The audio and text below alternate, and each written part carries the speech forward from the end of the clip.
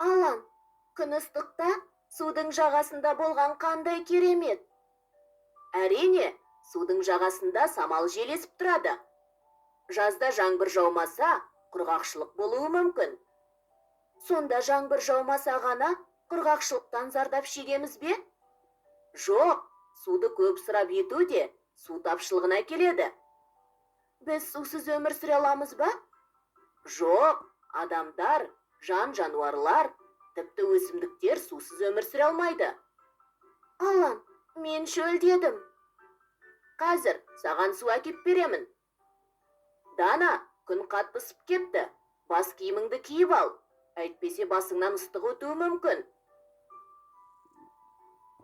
Ыстық өтсе не болады? Адамның дене қызуы көтеріліп, жүрек қызметі бұзылуы мүмкін. Ыстықта көбірек су ішіп, көлеңкеде отыру керек пе? Өте дұрыс айтасың. Көбірек су ішіп, ағзаның сусыздануға ұшырауынан сақтану керек.